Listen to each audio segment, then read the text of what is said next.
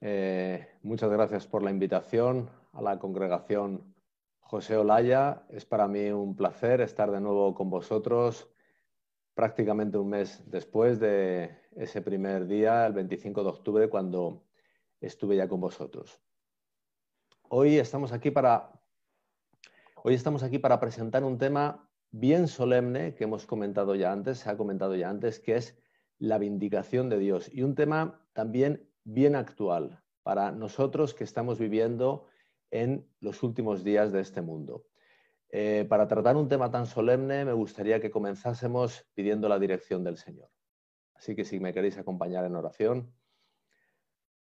Amado Padre, te damos gracias, Señor, por darnos la oportunidad de estar aquí congregados, unos hijos tuyos, para estudiar cuál es tu propósito ahora para el fin de los tiempos, Señor, para entender en qué fase estamos del conflicto de los siglos, Señor, y qué es lo que tú quieres demostrar tanto al mundo como al universo, Señor. Te pedimos, Señor, que nos acompañes con tu Espíritu Santo, Señor, que alumbres nuestros ojos, Señor, para que podamos ver toda tu gloria, Señor. Te pedimos tu dirección en el nombre de tu Hijo Santísimo Jesucristo. Amén. Bueno, hermanos, como comentábamos, vamos a ver esta predicación de la vindicación de Dios. Y antes que nada, para fijar conceptos, sería importante que recordásemos qué significa exactamente vindicación. Pues bien, la Real Academia de la Lengua Española define la palabra vindicar como defender o exculpar a una persona injustamente atacada. Pero fijaros que en este caso estamos hablando de Dios, la vindicación es de Dios. Alguien podría arguir que, bueno, este es un título que yo estoy presentando, ¿no? Pero la realidad es que el título está literalmente extraído del espíritu de profecía. Lo vamos a ver hoy como esa expresión, la vindicación de Dios, está literalmente en el espíritu de profecía. Lógicamente está en la lengua original de Ellen White, el inglés, pero literalmente traducido, extraemos del espíritu de profecía la expresión la vindicación de Dios. Como os decía, este asunto es verdaderamente solemne y es verdaderamente importante. Y yo diría que es imprescindible para que entendamos lo que es realmente el movimiento adventista del séptimo día. También para que entendamos cuál es el propósito de Dios para ahora, el fin de los tiempos, para que entendamos realmente el conflicto de los siglos, no solo en su naturaleza, sino también en su desenlace, y sobre todo para que entendamos la escatología bíblica. Entendiendo por escatología bíblica aquellas partes de la Biblia que citan los acontecimientos del fin.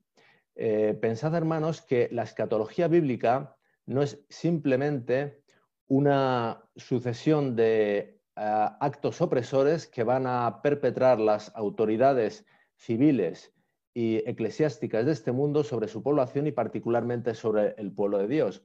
Si nos limitásemos a eso, nos quedaríamos con una visión bien limitada.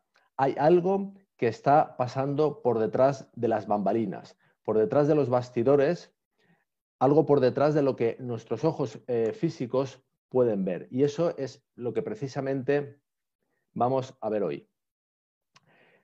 Hay una cita que es muy conocida, estoy seguro de que la mayoría de vosotros la conocéis, está en el Conflicto de los Siglos y dice que, hablando de estos tiempos finales, dice que sucede muchas veces que los peligros que se esperan no resultan tan grandes como uno se los había imaginado.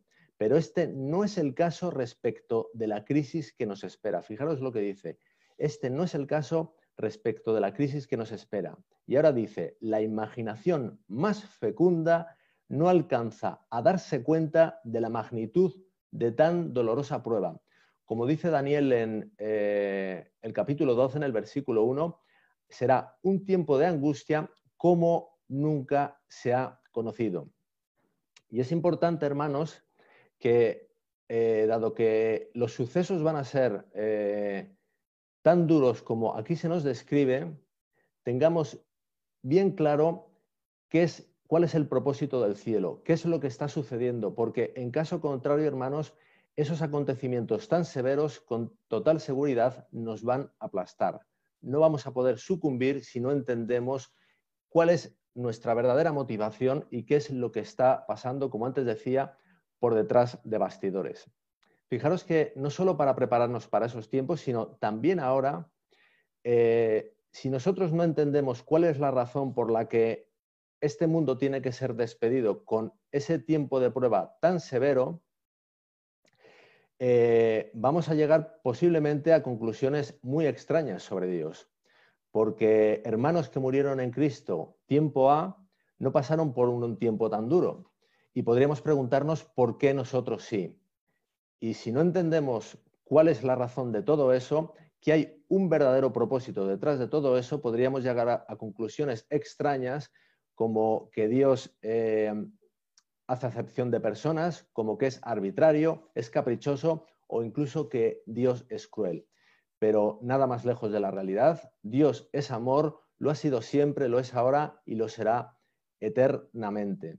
Y como dice el conflicto de los siglos, cuando cierra el libro, quedará demostrado que Dios verdaderamente es amor. Así que es muy importante que entendamos no solo los acontecimientos que se avecinan para este mundo, tal y como los podemos ver en los noticiarios, tal y como los hemos leído muchas veces en la profecía, sino que entendamos lo que está pasando a nivel espiritual. Así que vamos a empezar a hablar de esa vindicación de Dios y para ello vamos a arrancar donde precisamente arranqué hace un mes cuando estuve aquí con vosotros para hablaros del Evangelio Eterno. Si recordáis, arrancamos en el mensaje del primer ángel. Ese mensaje del primer ángel que está en Apocalipsis 14, del 6 al 7, y que dice que vi volar por en medio del cielo a otro ángel que tenía el Evangelio eterno para predicarlo a los moradores de la tierra, a toda nación, tribu, lengua y pueblo. Paramos aquí un momento y recordamos brevemente, porque va a ser importante también para lo que vamos a tratar hoy, que ese Evangelio eterno fue anunciado por Dios a Abraham cuando le prometió y luego le juró que en él, en Abraham, serían benditas todas las naciones de la tierra. Y si recordáis, esa bendición consistía en solucionar el problema del pecado, en limpiarnos de nuestra maldad a nosotros que estamos en carne caída. Recordamos también que ese evangelio se ratificó, se cumplió en Cristo, quien vivió 33 años y medio de una vida justa aquí en esta tierra en carne caída, y por extensión nosotros, todos los que por fe nos agarremos a esa promesa, podemos ser partícipes de ella.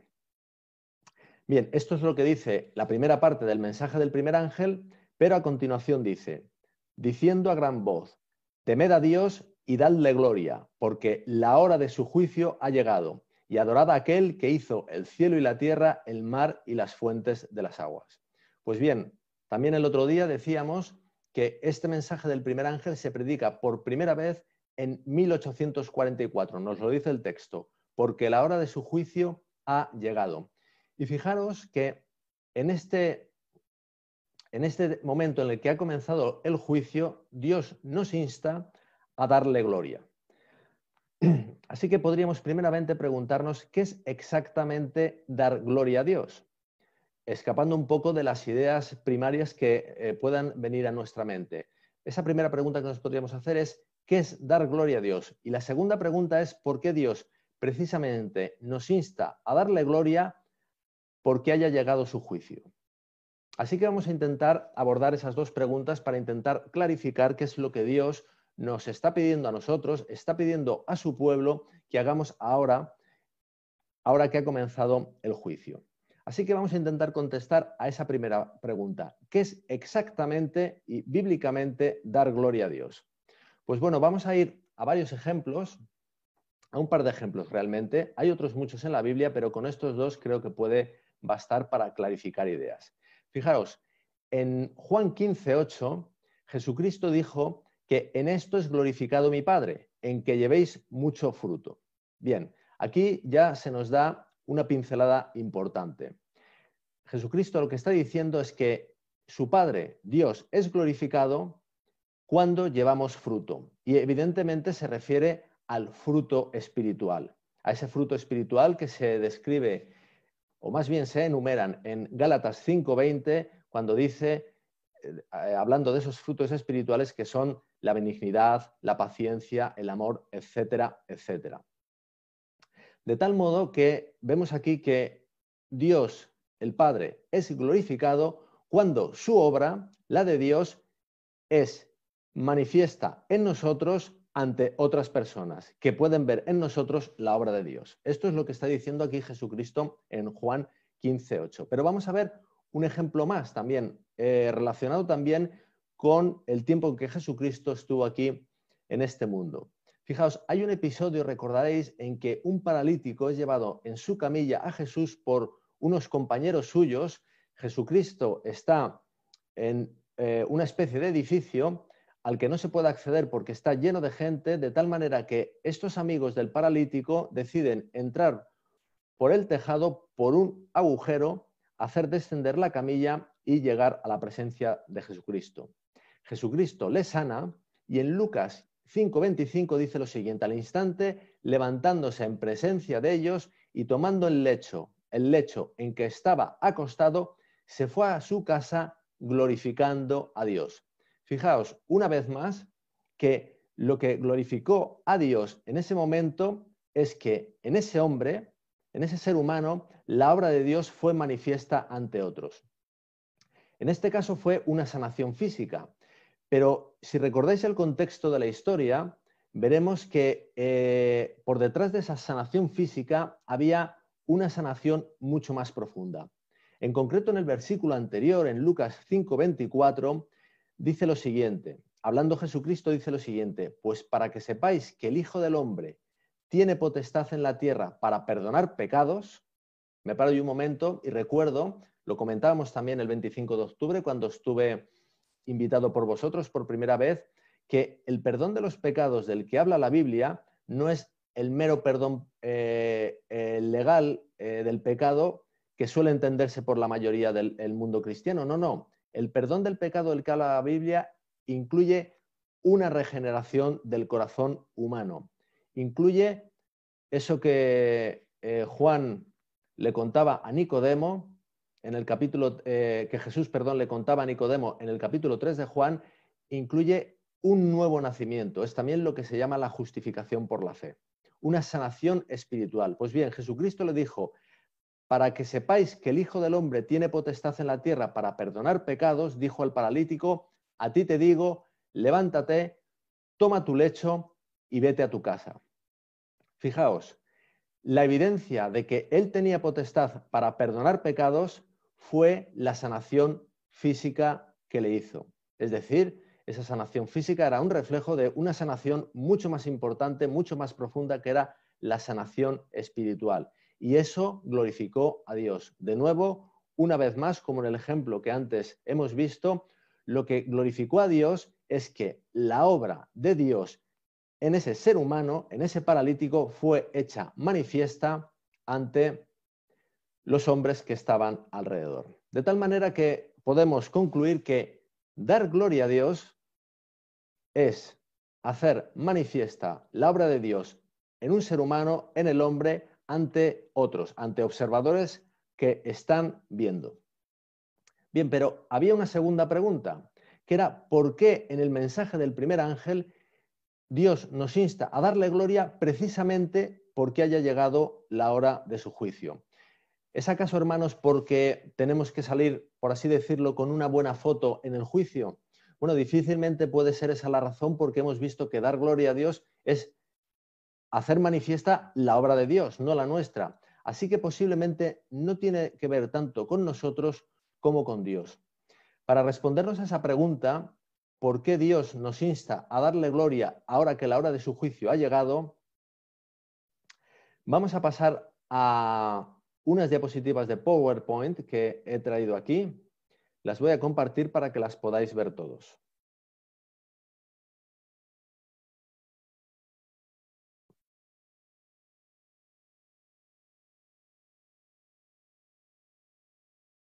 Bien,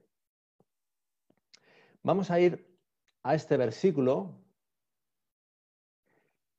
en el que Pablo nos dice lo siguiente, en Romanos 3:4. De ninguna manera, antes bien, sea Dios veraz y todo hombre mentiroso, como está escrito, para que seas justificado en tus palabras y venzas cuando fueres juzgado. Fijaos, Pablo aquí está haciendo una comparativa, una distinción, la veracidad de Dios y la no veracidad del hombre. Y a continuación dice, para que seas justificado en tus palabras y venzas cuando fueres juzgado. Bien, pero ¿a quién le está diciendo esto último? Para que seas justificado en tus palabras y venzas cuando fueres juzgado. Mirad, hermanos, para salir de toda duda, aunque ya os anticipo que eso se lo está diciendo a Dios, pero para salir de toda duda, vamos a ir al Antiguo Testamento, porque fijaos lo que dice antes, dice, como está escrito. Cuando en el Nuevo Testamento aparecen estas palabras, como está escrito, quiere decir que el texto está citando algo escrito previamente, es decir, algo citado en el Antiguo Testamento. Y eso es lo que está haciendo aquí Pablo. Pablo en Romanos 3:4 no está sino parafraseando el Salmo 51, que os lo muestro aquí, en el versículo 4. Os comento brevemente, este salmo lo escribe David justo después de que él toma conciencia del grave pecado que ha cometido en torno a Betsabé y a su marido Urías. Y arrepentido, él dice lo siguiente, contra ti solo he pecado. Ahora bien, hermanos, cuando dice contra ti solo he pecado, ¿a quién se está dirigiendo? ¿A quién le está hablando David ahí?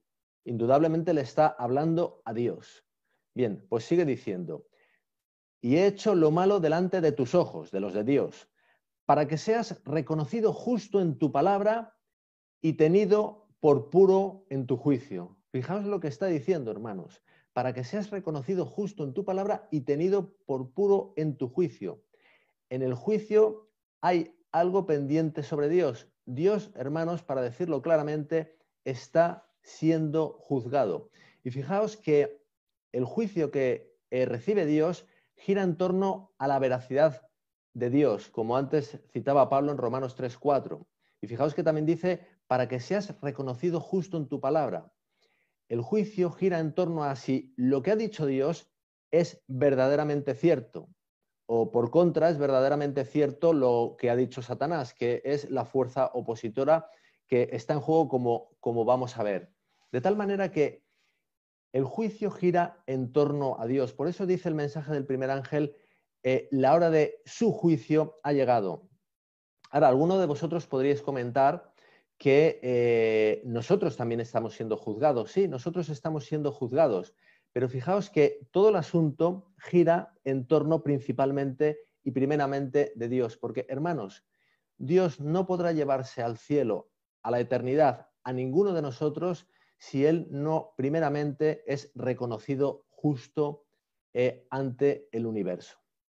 Y recordamos también lo que antes comentaba, lo que vimos hace un mes en el Evangelio eterno, aquella promesa que le hace Dios a Abraham, esa promesa que luego Dios le jura en torno al cumplimiento de aquello que prometió y juró Dios, gira en torno de determinar la veracidad de Dios en el juicio. Vamos a verlo un poco más en detalle y vamos a ir a una cita, hermanos, del espíritu de profecía que considero sumamente importante, hermanos. Está en Patriarcas y Profetas, en el capítulo 4, y este capítulo se llama El plan de redención. Yo, hermanos, os invito a que esta cita, bueno, os invito primeramente a que leáis todo el capítulo, pero esta cita en concreto, que es un párrafo que está prácticamente al final del capítulo, os invito a que la leáis, la releáis, la imprimáis, la tengáis en vuestra mesilla de noche para leerla a menudo, porque yo la considero fundamental, como decía al principio, para entender lo que es el movimiento adventista del séptimo día, para entender por qué nosotros hemos sido levantados por Dios para llevar un mensaje al mundo. Así que vamos a ver esa cita. Está, como os decía, en el capítulo 4, en la página 55, y empieza diciendo así. Pero el plan de redención tenía un propósito todavía más amplio y profundo que el de salvar al hombre. Paramos ahí y ya nos dice que cosa que es archisabida, que el primer gran propósito del plan de redención es salvar al hombre, pero fijaos lo que nos dice. Hay un propósito todavía más amplio y profundo que ese. No solo salvar al hombre. El plan de redención no es solo para salvar al hombre. Hay un asunto más y hay un asunto más amplio y profundo. Sigue diciendo, Cristo no vino a la tierra únicamente por este motivo, por salvar al hombre. Y ahora aclara qué es exactamente salvar al hombre. No vino meramente para que los habitantes de este pequeño mundo acataran la ley de Dios como debe ser acatada. Bueno, esto también lo veíamos hace un mes. Salvar al hombre no es meramente llevárselo a la eternidad, darle una recompensa. Eso es parte de la salvación, pero es la consecuencia de la parte principal. Salvar al hombre, cuando Dios dice que pretende salvarnos, Él lo que dice es que pretende restituirnos a la voluntad divina, al acatamiento de su ley, como dice aquí.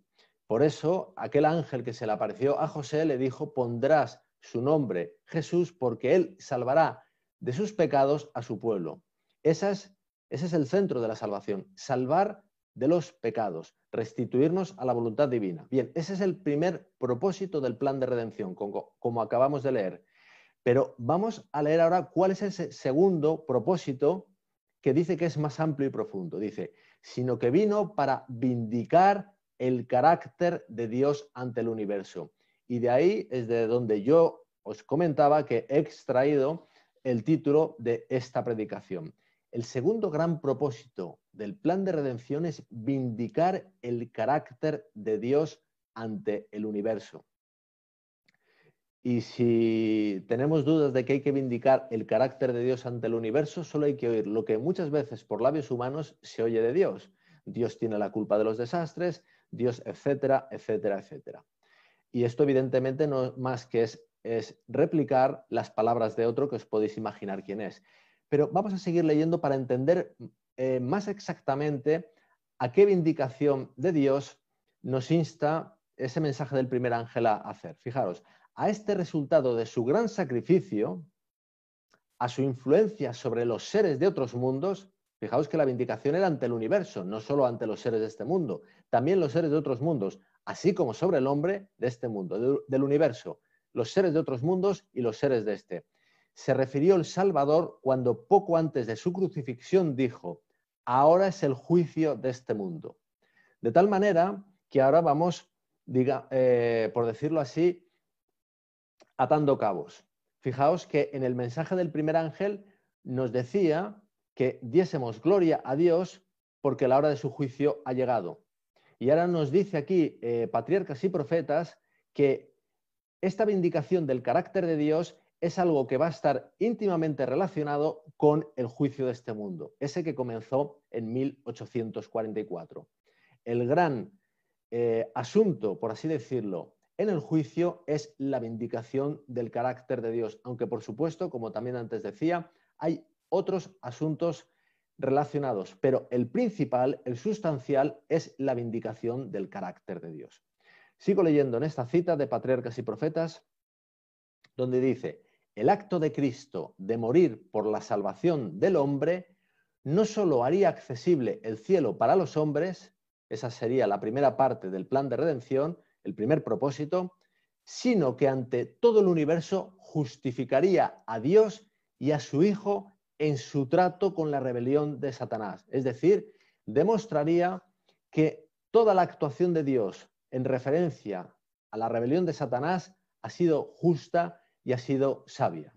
Demostraría, sigue diciendo, la perpetuidad de la ley de Dios y revelaría la naturaleza y las consecuencias del pecado. Fijaos, demostraría la perpetuidad de la ley de Dios. Todo el conflicto, toda la rebelión de Satanás gira en torno a la ley de Dios. Y en suma, la gran acusación de Satanás es que la ley de Dios es injusta. Es tan injusta que no puede ser cumplida por las criaturas de Dios. Él se muestra como ejemplo, pero quiere mostrar otros ejemplos y en concreto los ejemplos que quiere mostrar somos nosotros, seres caídos. Este es el gran asunto que está en cuestión en el conflicto de los siglos y particularmente ahora en los tiempos de juicio. Y fijaos que por eso Dios nos insta en el mensaje del primer ángel a dar gloria a Dios. Y vamos a ir a varios sitios en la Biblia donde se nos confirma que efectivamente y afortunadamente en el tiempo final habrá un remanente de personas que efectivamente darán gloria a Dios, tal como Él instó a hacer en el mensaje del primer ángel. Vamos primeramente al libro de Ezequiel, a su capítulo 28, versículo 22, donde dice lo siguiente: y dirás, así ha dicho Jehová el Señor, he aquí, yo estoy contra ti, oh Sidón, y en medio de ti seré glorificado. Fijaos, antes veíamos el concepto, glorificar a Dios es que la obra de Dios sea manifiesta en nosotros ante otros. Y aquí dice que en medio de ti seré glorificado, justamente lo mismo. Sigue diciendo, y sabrán que yo soy Jehová. Ahí está la manifestación ante otros. Ellos sabrán que Él es Jehová, porque se habrá glorificado en medio de su pueblo. Cuando haga en ella juicios. Aquí ya está hablando del tiempo del juicio. En el tiempo del juicio va a ser glorificado. Y fijaos cómo termina el versículo. Dice, y en ella me santifique. Otras traducciones dicen, y en ella muestre mi santidad. La santidad de Dios será mostrada en su pueblo para que Él sea glorificado en el tiempo del juicio, a la conclusión del tiempo del juicio. Vamos a otra cita. Hay muchísimas, hermanos. Yo os invito a que leáis los textos de los profetas en el Antiguo Testamento. Están llenos de citas de la glorificación de Dios en el tiempo final en su pueblo. Pero yo voy a ir a una más que está en el libro de Isaías, en el capítulo 60. El capítulo 60 de Isaías habla clarísimamente, recorrerlo, leerlo entero, de el tiempo final y de la aparición de ese pueblo final que le dará gloria a Dios. Y fijaos en concreto lo que dice el versículo 21. Y tu pueblo, todos ellos serán justos. Todos ellos serán justos, su pueblo remanente. Sigue diciendo, para siempre heredarán la tierra, renuevos de mi plantío, obra de mis manos. Es Dios el que está hablando. Ese pueblo final que será justo, ¿es la obra de ellos o es la obra de Dios? Es la obra de mis manos, coma, para glorificarme. Es el mismo concepto, hermanos.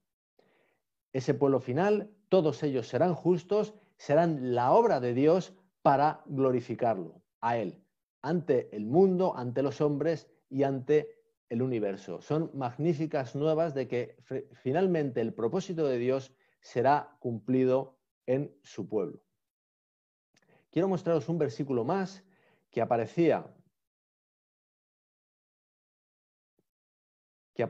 disculpadme un segundo, que estoy ordenando aquí las cosas en mi pantalla, que aparecía en la cita del Espíritu de Profecía, en Patriarcas y Profetas. Juan 12:31, versículo muy conocido, dice, ahora es el juicio de este mundo, ahora el príncipe de este mundo será echado fuera. Fijaos que hablando del juicio, dice que el príncipe de este mundo, Satanás, será echado fuera. Y será echado fuera en un doble sentido. Primeramente, será demostrado que todas las acusaciones de Satanás serán falsas, pero además será echado doblemente ¿de dónde?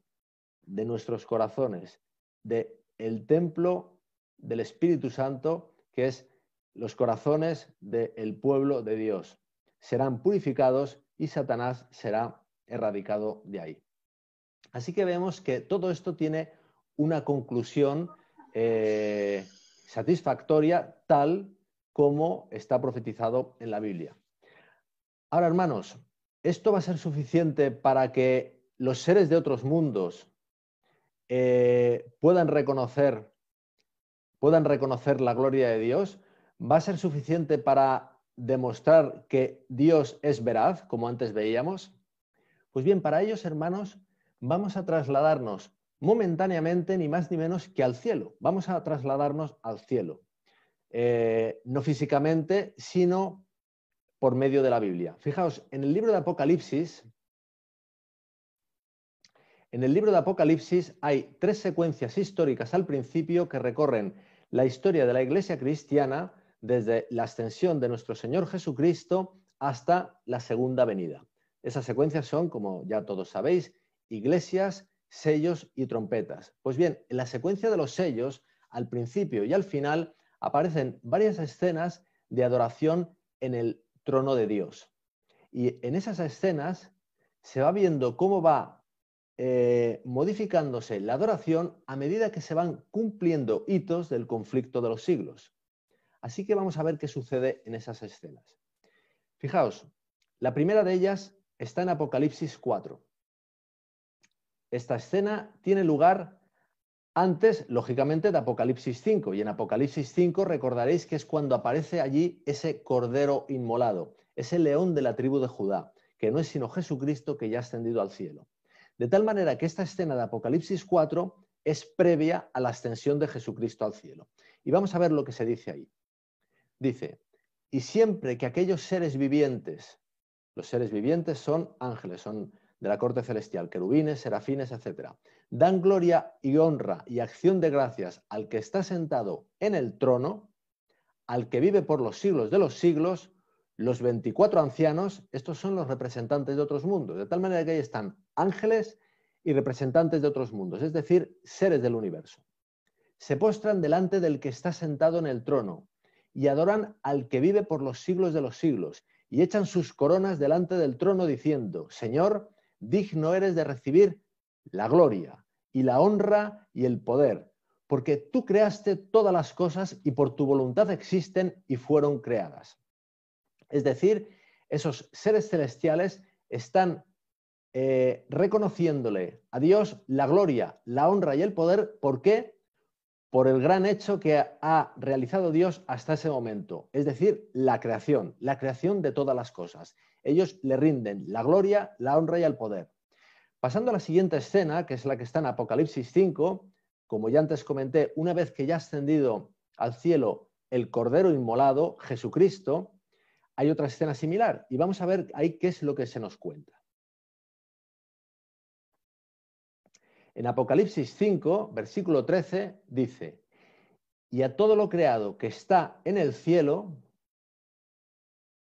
y sobre la tierra y debajo de la tierra y en el mar y a todas las cosas que en ellos hay, oí decir, al que está sentado en el trono y al Cordero, sea la bendición, la honra, la gloria y el poder por los siglos de los siglos. Fijaos, hermanos, le están rindiendo, como en la escena anterior, honra, gloria y poder.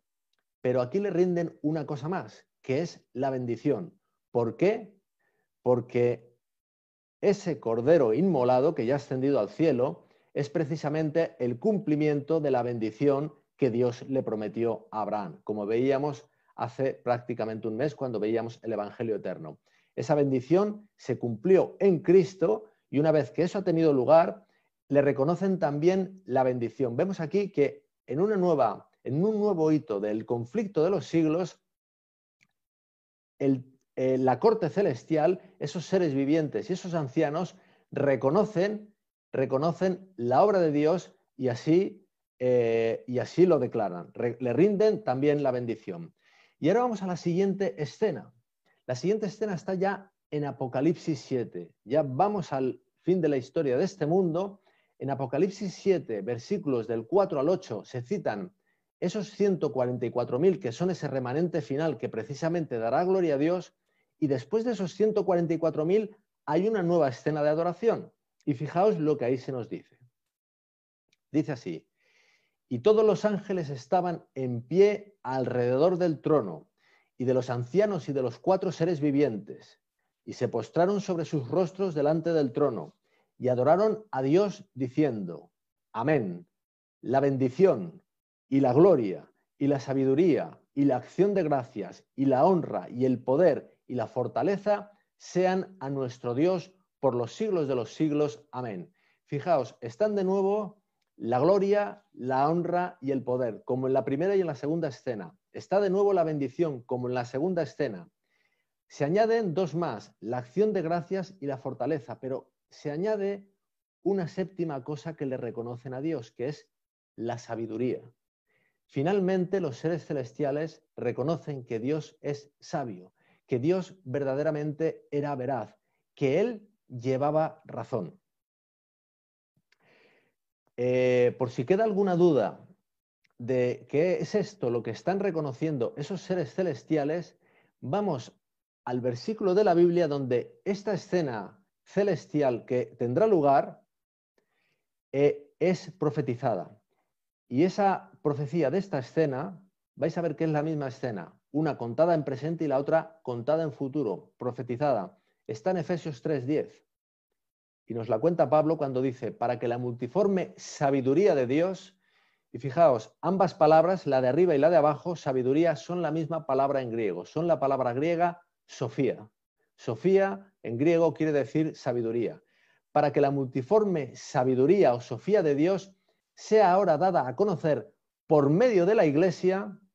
Recordamos que glorificar a Dios era hacer patente la obra de Dios en nosotros, en la Iglesia, para que sea ahora dada a conocer por medio de la Iglesia a los principados y potestades en los lugares celestiales, juntamente lo que se está contando arriba en Apocalipsis 7. Eso mismo profetizó el apóstol Pablo, que la multiforme sabiduría de Dios sería reconocida por las potestades celestiales. Ahora fijaos, en Efesios 3:10 el versículo comienza con las palabras ¿para qué?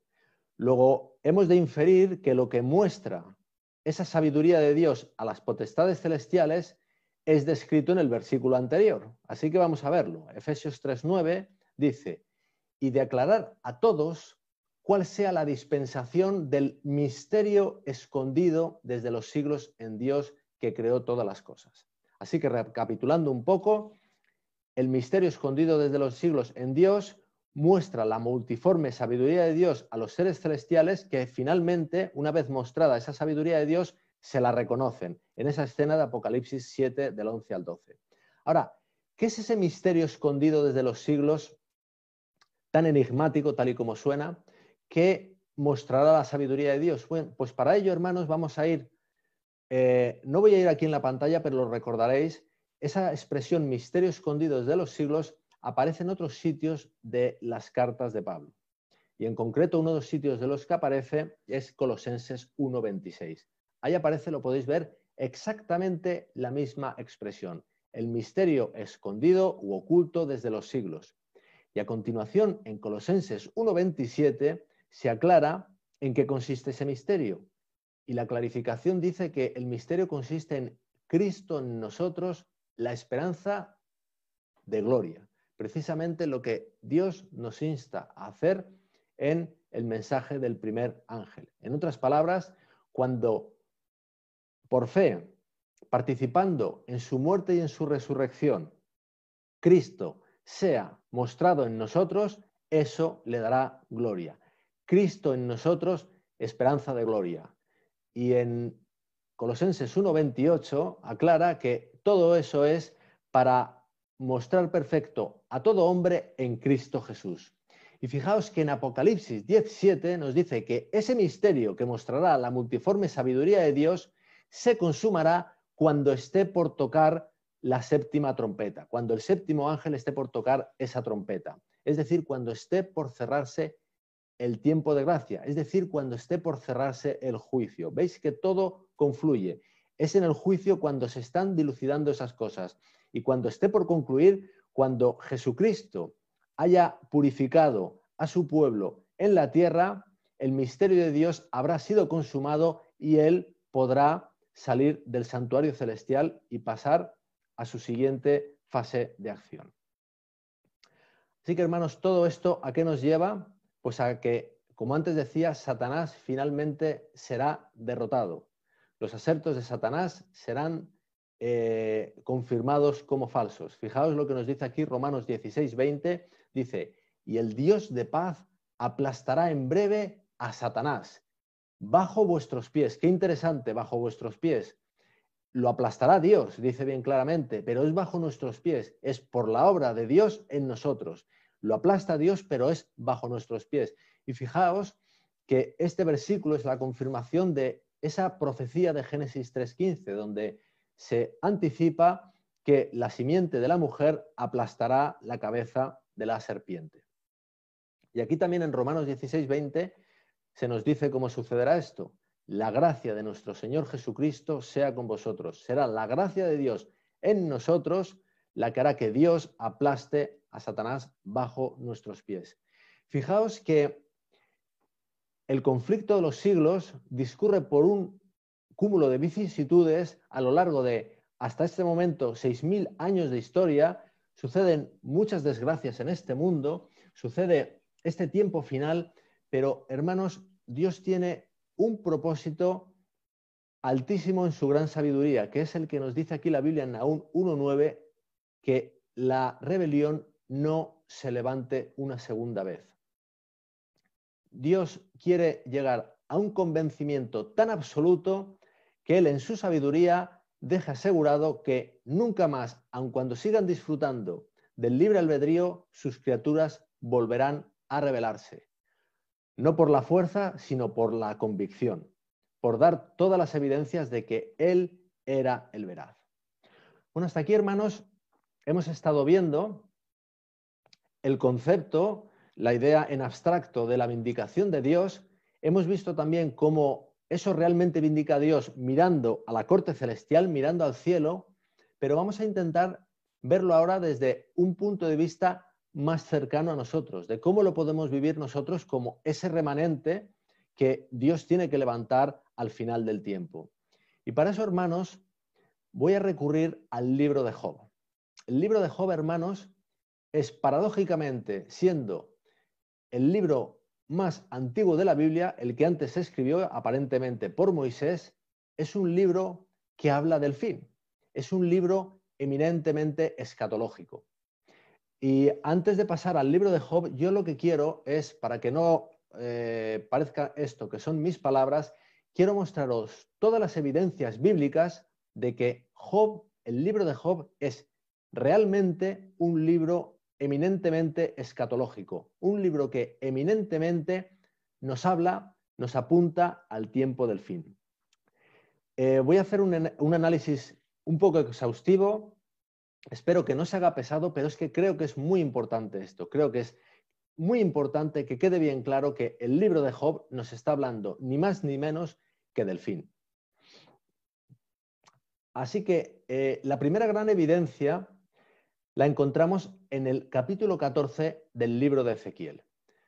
Voy a leer ahí este texto, que es un poco largo, a partir del versículo 13. Dice así: Hijo de hombre, cuando la tierra pecare contra mí, rebelándose pérfidamente. Bueno, esta primera parte ya parece que habla del tiempo del fin. Y en concreto parece que está hablando de los tiempos actuales, ¿verdad? Porque nunca como ahora se ha visto a la tierra a todo el planeta tan claramente rebelado contra Dios, ¿verdad? Como se nos dice en la Biblia que sucedería al final de los tiempos, en todos los frentes, en el frente moral, en el frente religioso, en todos los frentes. Hijo de hombre, cuando la tierra pecare contra mí, rebelándose pérfidamente, y extendiere yo mi mano sobre ella, y le quebrantare el sustento del pan, y enviare en ella hambre, y cortare de ella hombres y bestias, si estuviesen en medio de ella estos tres varones, Noé, Daniel y Job, ellos, por su justicia, librarían únicamente sus propias vidas, dice Jehová el Señor. Es decir, esto que aparentemente está hablando del tiempo del fin, nos muestra cómo esos tres personajes, Noé, Daniel y Job, son aparentemente tipos de aquellos que evidenciarán la justicia de Dios en el tiempo final. Fijaos que en el caso de Noé es muy claro. Noé es claramente un tipo del tiempo del fin. En el tiempo del fin habrá una destrucción masiva, como la hubo en el tiempo de Noé por medio del diluvio. En el caso de Daniel también es muy claro. El libro de Daniel es eminentemente escatológico y ahí tenemos cómo Daniel fue llevado al foso de los leones por ser fiel a su Dios en contra de leyes civiles que se levantaron en su tiempo. Pero fijaos que el texto nos muestra a un tercer personaje, que es Job. Pero vamos a seguir leyendo porque se irá clarificando todo esto.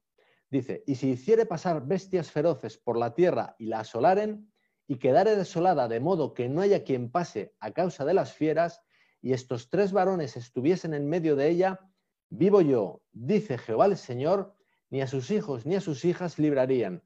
Ellos solo serían librados, y la tierra quedaría desolada. La tierra quedaría vacía. Otro otra señal clara de que está apuntando al tiempo del fin. Fijaos, por ejemplo, en el libro de Sofonías y en otros sitios se confirma que la tierra quedará desolada, vacía. Vamos a seguir leyendo en este texto de Ezequiel 14, versículo 17. O si yo trajere espada sobre la tierra. Bueno, esto apunta clarísimamente a Apocalipsis 3:10, donde habla de un poder que matará espada. O si yo trajere espada sobre la tierra y dijere espada pasa por la tierra e hiciere cortar de ella hombres. En el tiempo final serán cortados hombres, sí. Nos lo dice el libro de Levítico, hablando del día de la expiación, ese tipo del juicio final, donde aquellos que no sean purificados serán cortados. E hiciere cortar de ella hombres y bestias, y estos 3 varones estuviesen en medio de ella, vivo yo, dice Jehová el Señor, no librarían a sus hijos ni a sus hijas, ellos solos serían librados. O si enviare pestilencia, peste, como se dice en Mateo 24, el capítulo escatológico del Evangelio de Mateo, y por cierto, un asunto bien actual. Estamos en un tiempo de pestes, ¿verdad? De pandemias. O si enviare pestilencia sobre esa tierra y derramare mi ira, allá claramente está apuntando al fin, al derramamiento de la ira de Dios por medio de sus plagas. Sobre ella en sangre para cortar de ella hombres y bestias, y estuviesen en medio de ella Noé, Daniel y Job, vivo yo, dice Jehová, el Señor, no librarían a hijo ni a hija, ellos por su justicia librarían solamente sus propias vidas. De tal manera que este texto, que parece que está apuntando al tiempo del fin, nos muestra a 3 personas, 3 personajes de la Biblia que se erigen en representantes, en tipos, en símbolos de ese pueblo justo del tiempo del fin. Noé, Daniel y Job. Pero hermanos, yo lo que quiero mostraros a continuación es que esto no es rizar el rizo. Esto lo confirma el espíritu de profecía. Fijaos lo que nos dice Testimonios para la Iglesia, tomo 5, en sus páginas 199 y 200. Dice: los más encumbrados de la hueste redimida, que estarán vestidos de blanco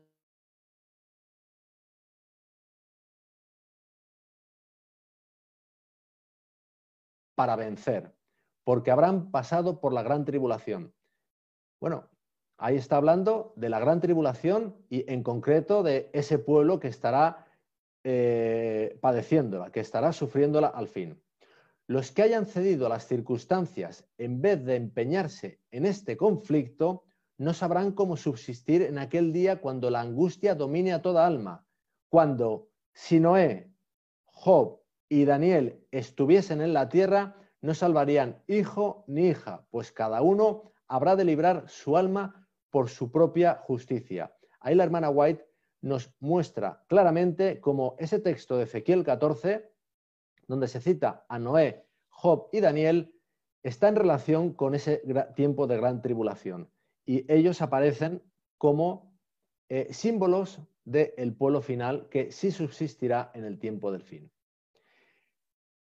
Vamos a ver en otro sitio donde el espíritu de profecía nos corrobora igualmente que ese texto de Ezequiel 14 apunta al tiempo del fin y que por lo tanto Job, como Noé y como Daniel, son tipos del tiempo del fin. Y el texto es el que he leído al principio de esta predicación. Os lo voy a mostrar en pantalla. El conflicto de los siglos, página 607. Dice así: sucede muchas veces que los peligros que se esperan no resultan tan grandes como uno se los había imaginado. Pero este no es el caso respecto de la crisis que nos espera.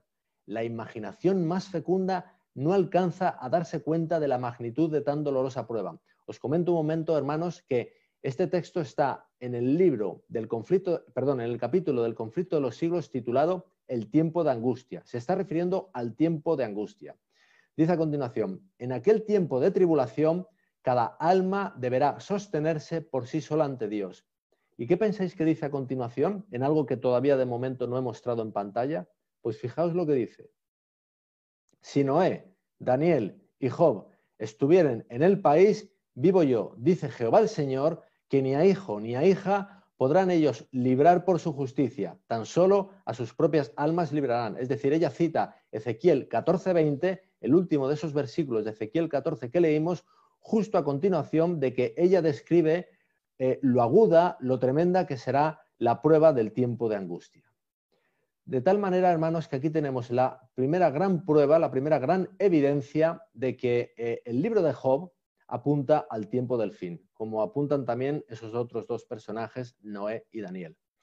Vamos a una segunda gran evidencia. Esta está en la carta de Santiago. Y ahí os muestro en el capítulo 5, a partir del versículo 7, fijaos lo que dice.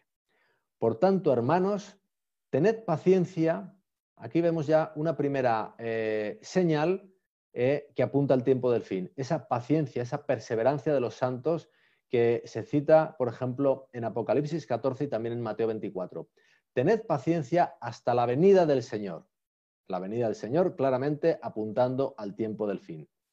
Mirad cómo el labrador espera el precioso fruto de la tierra. Otro apunte al fin, el fruto de la tierra, que finalmente será dado.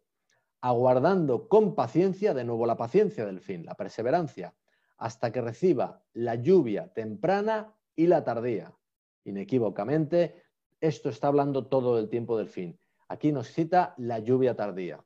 Sigue diciendo, tened también vosotros paciencia, de nuevo la paciencia, y afirmad vuestros corazones, porque la venida del Señor se acerca. Son todo, hermanos, apelaciones, referencias al tiempo del fin. Es indudable. Hermanos, no os quejéis unos contra otros, para que no seáis condenados. He aquí, el juez está delante de la puerta. Aquí referencia al juicio. Una referencia más al tiempo del fin. Hermanos míos, tomad como ejemplo de aflicción y de paciencia, de nuevo la paciencia, a los profetas que hablaron en nombre del Señor. Y a continuación, en el versículo 11, fijaos lo que nos dice Santiago. He aquí, tenemos por bienaventurados a los que sufren. Habéis oído de la paciencia de Job. En todo este contexto del tiempo del fin, de instarnos a tener paciencia, perseverancia, se nos pone como ejemplo a Job. Habéis oído de la paciencia de Job y habéis visto el fin del Señor, que el Señor es muy misericordioso y compasivo. Y fijaos, hermanos, qué interesante.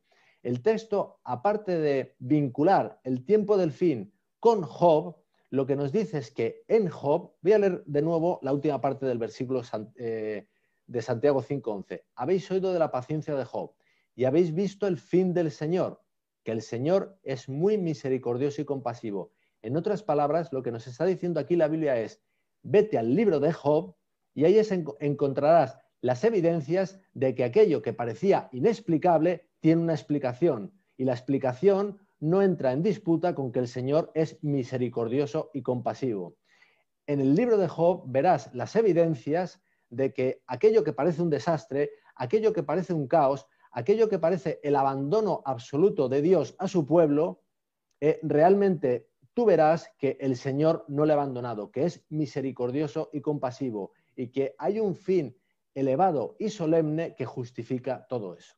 Así que aquí tenemos la segunda gran evidencia de que el libro de Job apunta a la escatología bíblica, al tiempo del fin. La primera está en Ezequiel 14, la segunda en Santiago 5.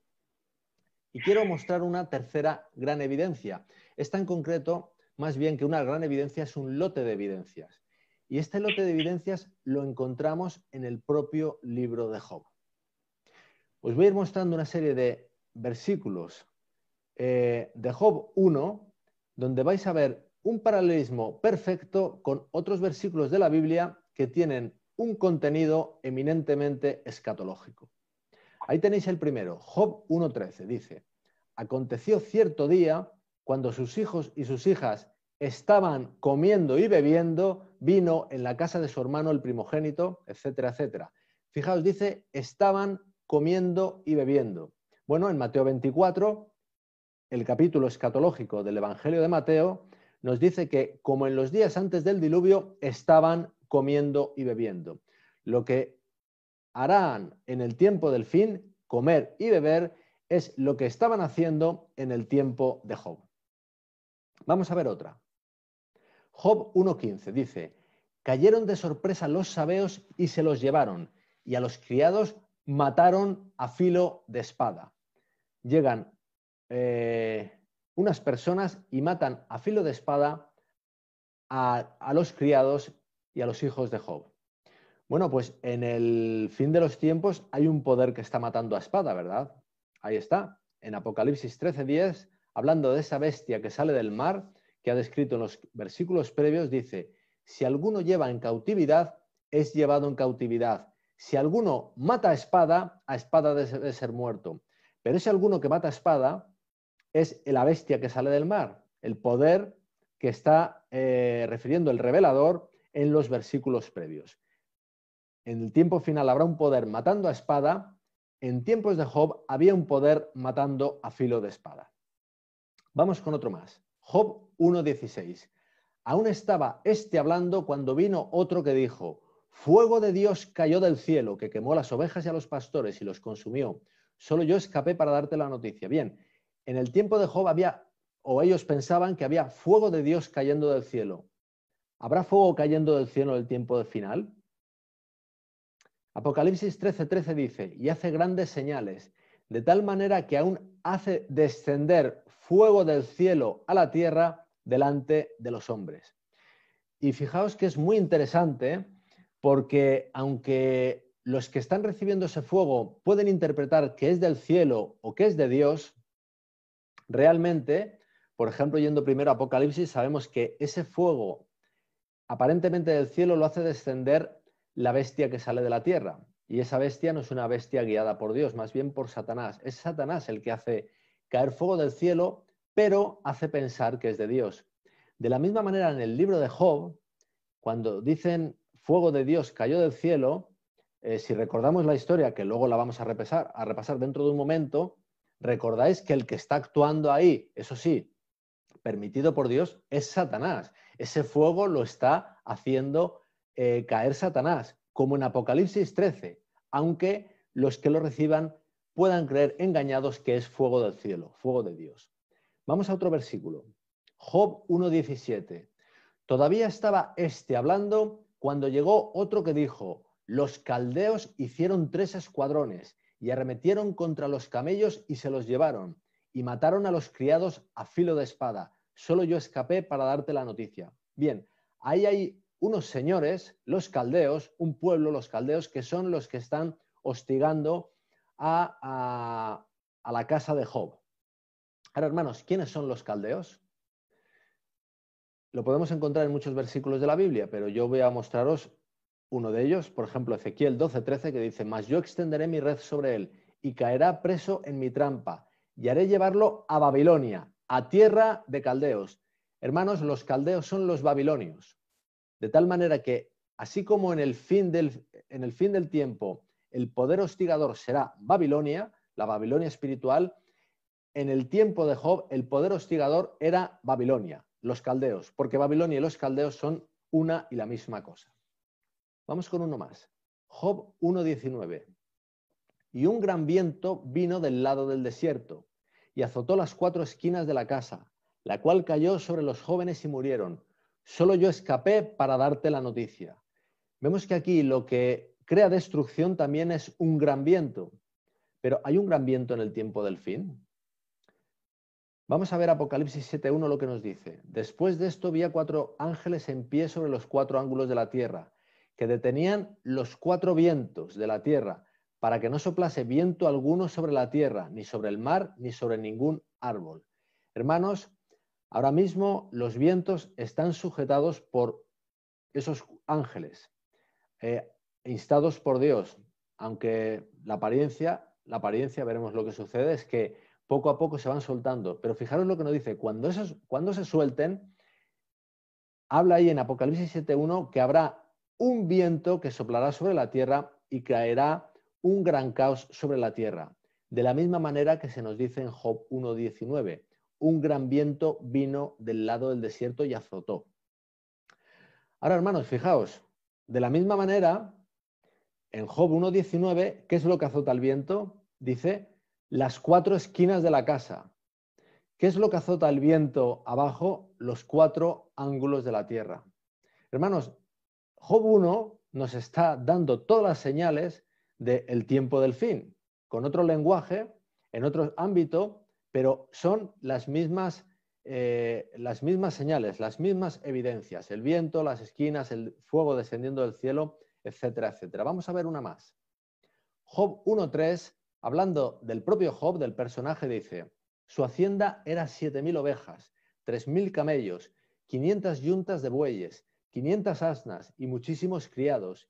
Y aquel hombre, Job, era el más grande de todos los orientales. ¿Os recuerda algo esto de los orientales que aparece en el tiempo del fin? Ya lo creo, hermanos. Fijaos, Apocalipsis 16:12 dice: el sexto ángel derramó su copa sobre el gran río Éufrates. Está hablando ya en la sexta plaga. Y el agua de esta se secó, para que estuviese preparado el camino a los reyes del oriente. Esos reyes del oriente son el remanente final, que finalmente muestra todas las evidencias de la gloria a Dios, de que Dios era veraz. Y fijaos, en Job 1.3 nos dice que Job era el más grande de todos los orientales. Es decir, es un gran tipo de los orientales, es un gran tipo del pueblo victorioso del fin, que dará gloria a Dios. Bueno, perdonad lo exhaustivo, lo largo de este análisis de evidencias de que el libro de Job es un libro escatológico, pero pienso que es absolutamente necesario para que a la hora de leer y analizar el libro de Job no tengamos dudas. Eso está hablando del tiempo del fin. Lo que veamos ahí va a ser un aprendizaje del tiempo del fin. Así que ahora sí que ya, sin más dilación, vamos a ver a lo que acontece al principio del libro de Job. En Job 1.8, Jehová Dios está hablando con Satanás. Dice: y Jehová dijo a Satanás: ¿no has considerado a mi siervo Job, que no hay otro como él en la tierra, varón perfecto y recto, temeroso de Dios y apartado del mal? Dios está mostrándole a Satanás a Job, a su pueblo fiel, personificado en Job. ¿No has considerado a mi siervo Job, que no hay otro como él en la tierra, varón perfecto y recto? Pero a continuación, Satanás plantea pegas y pone y dice que esto no es así, como dice Dios. Él plantea lo siguiente: Job 1, del 9 al 11 dice: respondiendo Satanás a Jehová dijo: ¿acaso teme Job a Dios de balde? Es decir, ¿acaso Job no tiene interés en todo esto? Sigue diciendo: ¿no le has cercado alrededor a él y a su casa y a todo lo que tiene? Esto es anterior a los acontecimientos de destrucción que hemos estado viendo antes. Dice: ¿no le has cercado alrededor a él y a su casa y a todo lo que tiene? Al trabajo de sus manos has dado bendición. Por tanto, sus bienes han aumentado sobre la tierra. Es decir, Satanás lo que está diciendo aquí es que Job le ha estado siguiendo ahí a Dios, hasta ahí a Dios, por interés, porque era recompensado. Es decir, que su fidelidad no es genuina, no es de corazón, es interesada. Y a continuación él dice: Satanás, pero extiende ahora tu mano y toca todo lo que tiene y verás si no blasfema contra ti en tu misma presencia. Es decir, llévale a una situación adversa que le lleve a dudar de ti y verás lo pronto que él torna su fidelidad en infidelidad. Y ante este reto de Satanás, ¿qué es lo que hace Dios? Dijo Jehová a Satanás, Job 1.12, he aquí, todo lo que tiene está en tu mano, solamente no pongas tu mano sobre él. Es decir, Dios acepta el reto, el desafío. Bueno, vamos a ver quién lleva razón. Tú créale las situaciones adversas, a ver qué es lo que sucede. Yo te insto, apelo a que Job mostrará que él es fiel. Y fijaos lo que dice a continuación: y salió Satanás de delante de Jehová. ¿Y a dónde creéis que salió? Pues inmediatamente, tan pronto como Dios le dijo eso, salió corriendo a perpetrar toda esa serie de males que le vinieron a Job, que hemos estado leyendo antes. El primero de los cuales está en el siguiente versículo, en Job 1.13, pero ya lo hemos leído antes. Ahora, le llegan todos esos males a Job, ¿y cuál es el resultado de todo eso? Pues vamos a adelantarnos, después de todos esos males que le llegan a Job, hasta Job 1.20. Y fijaos lo que dice aquí: entonces Job se levantó y rasgó su manto, y rasuró su cabeza, y se postró en tierra y adoró a Dios, a pesar de todo eso que le había acontecido. Recordamos una vez, hermanos, todo esto, como hemos visto antes en esas evidencias, todo esto nos está hablando del fin. Donde está hablando de Job, podéis pensar que está hablando de un remanente final, al que Satanás le ha hecho venir todo tipo de males, le ha hecho venir una gran tribulación, pero ese pueblo se ha mantenido fiel. Ahora, lo que Job no estaba viendo en su momento, nosotros lo podemos ver por la palabra inspirada de Dios y nos puede hacer entender cuál ha de ser nuestra motivación en esos principios de dolores y en ese principio de angustia que se sobreviene sobre nosotros. Job 1:21 dice, está hablando Job, desnudo salí del vientre de mi madre y desnudo volveré allá. Jehová dio y Jehová quitó. Sea el nombre de Jehová bendito. ¿Veis aquí a alguien que ante las circunstancias adversas le ha dado la vuelta a Dios? Parece que no, ¿verdad? Bueno, podría ser de palabra, pero fijaos lo que nos dice a continuación, Job 1:22. En todo esto, aquí ya no habla Job, aquí habla la Biblia. En todo esto no pecó Job, ni atribuyó a Dios despropósito alguno. A pesar de todas estas adversidades, Job se mantiene fiel.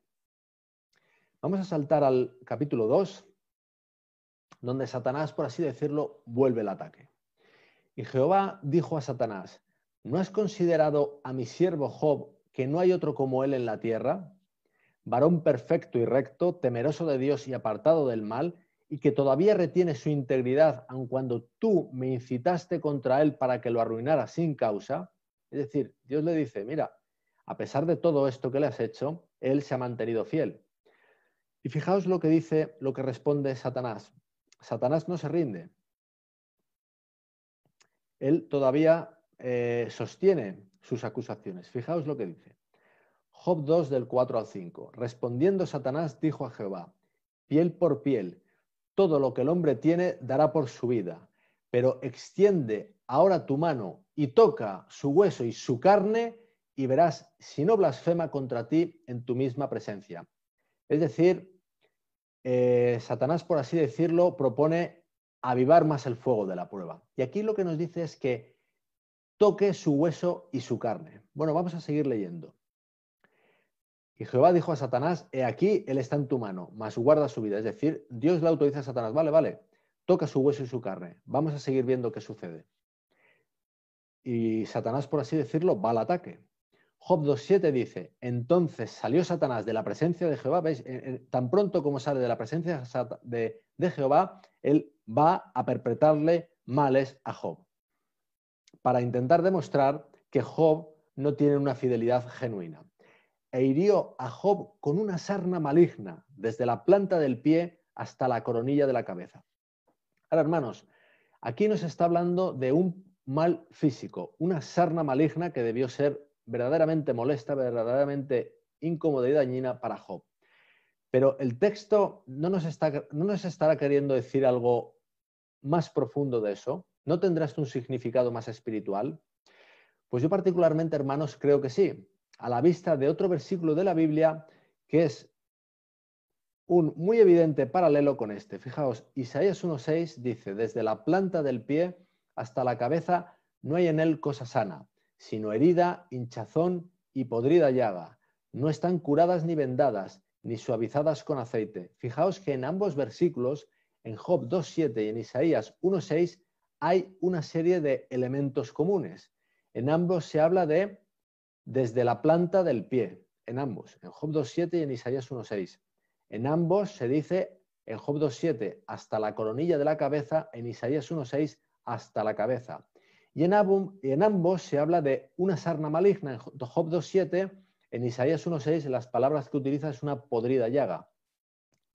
Pero en esencia son lo mismo. Ahora, hermanos, si vosotros recordáis el capítulo 1 de Isaías, ahí no está hablando de problemas físicos, ahí está hablando del problema del pecado.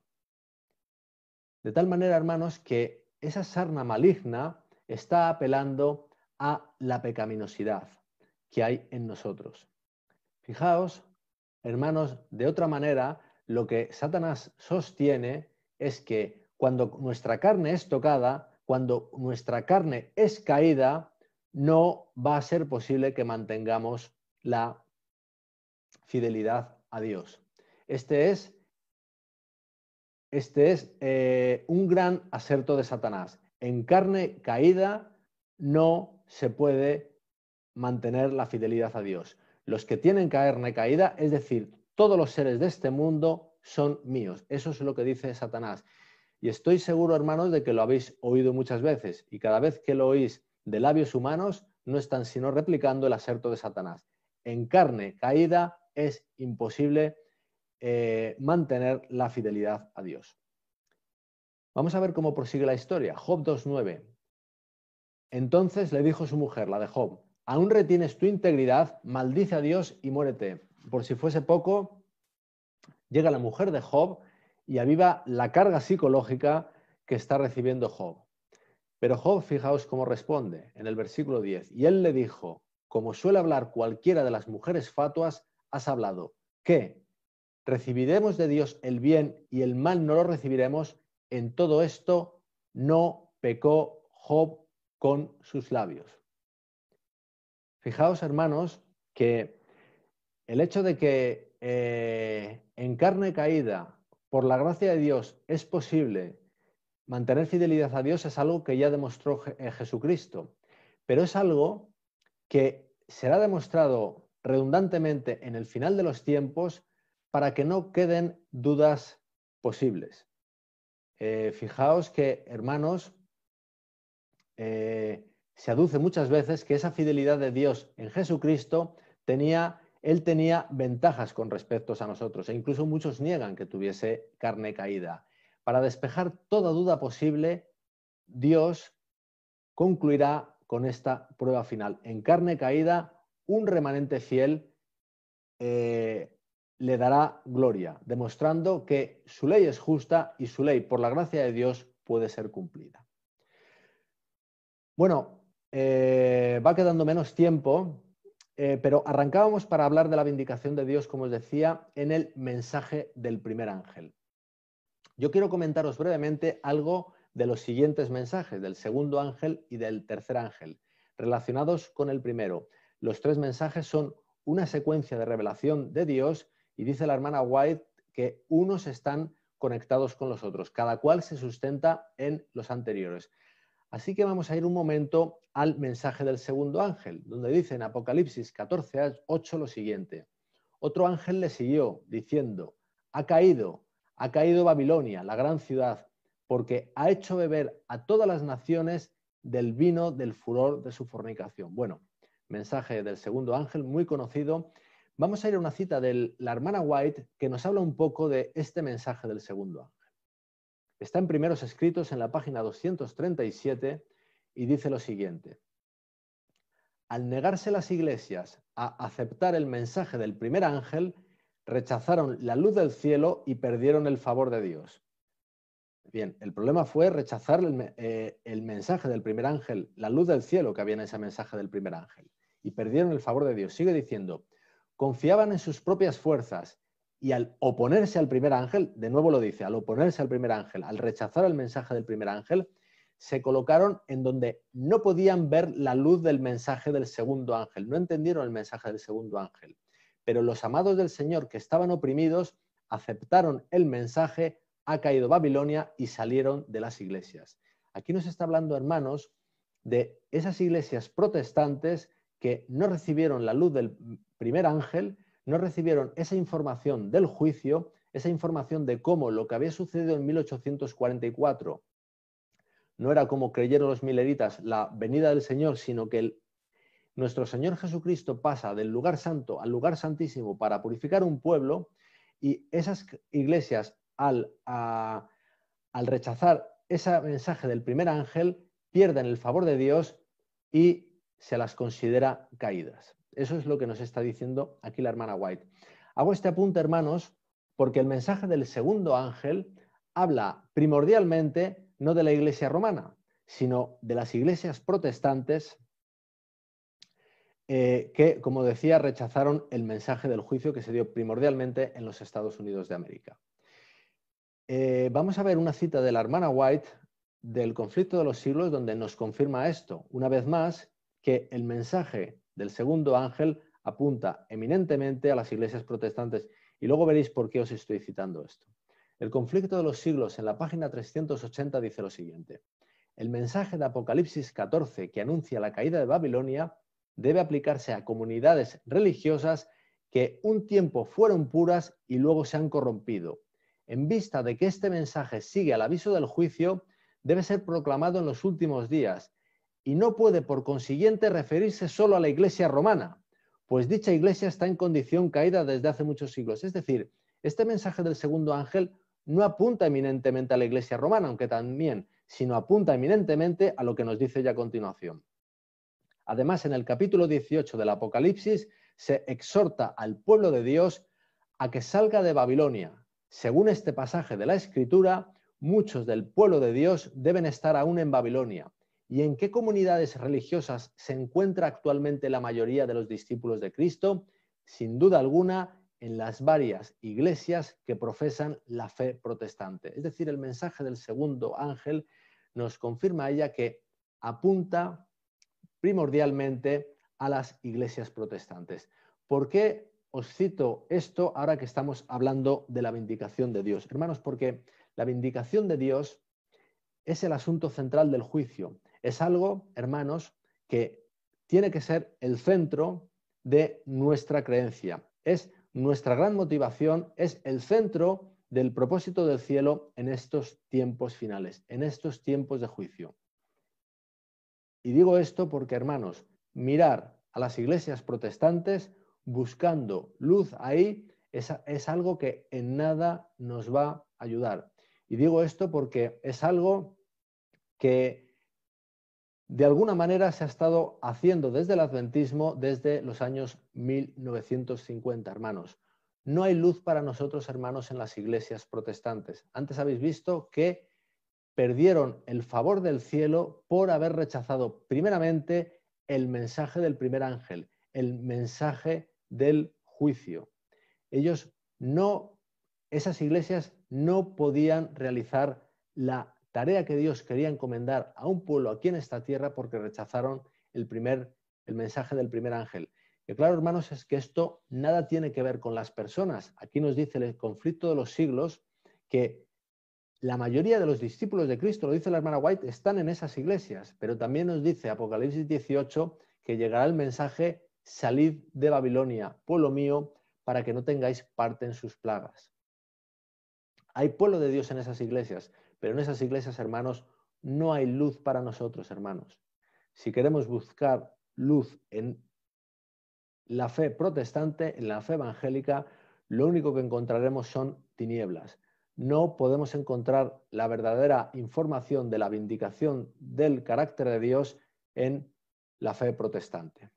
Y vamos a pasar brevemente al mensaje del tercer ángel, al mensaje concluyente y en concreto a su, por así decirlo, versículo apoteósico, Apocalipsis 14, el muy conocido, donde dice: aquí está la paciencia de los santos, los que guardan los mandamientos de Dios y la fe de Jesús. Es decir, finalmente Dios muestra las evidencias. Aquí están los que me dan gloria. De la misma manera que a Satanás le mostró las evidencias con Job, fíjate cómo él, ante todas las condiciones tan adversas que tú le has creado, fíjate cómo Job se mantiene fiel a mí. De igual manera, en el tiempo final dirá: aquí está la paciencia de los santos, los que guardan los mandamientos de Dios y la fe de Jesús, en unas condiciones las más adversas que ha conocido nunca la historia de este mundo, en esa gran tribulación, como nunca se ha conocido antes. Y me gustan mucho, hermanos, las dos primeras palabras del versículo.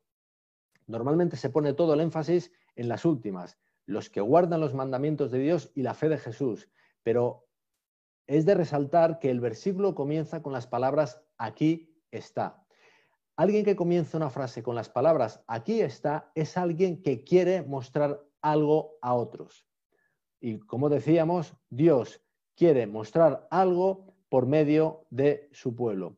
Las evidencias de que Él era veraz, de que Él llevaba razón. Aquí está mi obra, todos ellos serán justos, como dice Isaías 60:21. Y fijaos, hermanos, tan pronto como Dios ha mostrado esas evidencias, justo a continuación, ¿qué sucede? Apocalipsis 14:14 dice, miré y he aquí una nube blanca y sobre la nube uno sentado semejante al Hijo del Hombre, que tenía en la cabeza una corona de oro y en la mano una hoz aguda. Esa hoz que será la que separe el fruto que ha producido la tierra por la gracia de Dios. Fijaos, hermanos, que el detonante para que se cierre la gracia y consecuentemente pueda venir nuestro Señor Jesucristo no es la ley dominical, no es lo que haga el Papa, no es lo que hagan los gobiernos mundiales, sino es que Dios finalmente pueda mostrar las evidencias de su gracia, pueda poner el sello sobre un pueblo. Todas esas cosas que he citado antes, la ley dominical, etcétera, etcétera, todo eso va a suceder. Pero el detonante es lo otro, es lo que sucede en el cielo. El detonante se genera en el cielo, se hace aquí en la tierra en sus santos, en el remanente de Dios. Y lo que hagan los gobiernos civiles y las autoridades eclesiásticas será porque finalmente Dios lo permite, porque permite soltar los vientos como le permitió a Satanás cuando él tenía a Job preparado, a un pueblo preparado. Bueno, hermanos, yo prácticamente he concluido, pero no quiero terminar sin comentar una cita que cuando hablamos de la vindicación de Dios creo que es imprescindible. Es una cita que muchos de vosotros yo sé que ya conocéis. Está en el deseado de todas las gentes, en la página 625, y dice lo siguiente. Acerca del Espíritu dijo Jesús, acerca del Espíritu dijo Jesús, Él me glorificará. Sigue diciendo, el Salvador vino para glorificar al Padre demostrando su amor. Fijaros, Jesucristo vino para glorificar al Padre, a Dios. Recordáis que en Juan 14:10 Él dice, el Padre que mora en mí, Él hace las obras. De tal manera que esas obras justas hechas por Jesucristo aquí en esta tierra estaban dando gloria a Dios, estaban glorificando al Padre. De la misma manera, así, sigue diciendo el texto, el Espíritu iba a glorificar a Cristo revelando su gracia al mundo. Fijaos, de la misma manera que Cristo glorifica al Padre, el Espíritu glorifica a Cristo. ¿Cómo lo hace? Lo dice a continuación, la misma imagen de Dios se ha de reproducir en la humanidad. Cristo glorifica al Padre, el Espíritu Santo glorifica a Cristo en nosotros. Y estas dos glorificaciones me hacen recordar otro versículo de Juan donde dice, Padre, glorifica tu nombre. Le dice Jesucristo a Dios, Padre, glorifica tu nombre. Y él le responde, entonces vino una voz del cielo, lo he glorificado y lo glorificaré otra vez. Esas dos glorificaciones, la de Cristo que hace el Padre y la del Espíritu Santo que hace a Jesucristo por medio de su iglesia. Y a continuación dice, el honor de Dios, el honor de Cristo están comprometidos en la perfección del carácter de su pueblo. Hermanos, esto es lo que está en juego ahora, hermanos. Dejemos de poner la vista sobre nuestra salvación personal, sobre nuestros intereses egocéntricos, cosa que nunca nos va a sacar del egoísmo que de manera natural hay en nosotros. Como veíamos al principio en esa cita de Patriarcas y Profetas, hay un propósito mucho más elevado que el de la salvación del hombre. Y por cierto, hermanos, estad tranquilos con respecto a vuestra salvación. Es algo de lo que se encarga Dios. Creedle en su palabra. Pero el asunto ahora es el honor a Dios, el honor de Cristo, el que nos ha dado tanto, el que ha desplegado todo el cielo por nosotros, el que nos ha dado a su propio Hijo y ha muerto en la cruel cruz del Calvario, es el que merece ahora toda nuestra atención, toda nuestra alabanza, hermanos. Solo cuando pongamos nuestro foco únicamente en Cristo, seremos capaces de morir y finalmente podrá llegar el fin. Bueno, hermanos, yo ahora sí que he concluido. Que el honor de Cristo, como antes decía, sea nuestro gran foco ahora en el fin de los tiempos. Que Dios os bendiga, hermanos.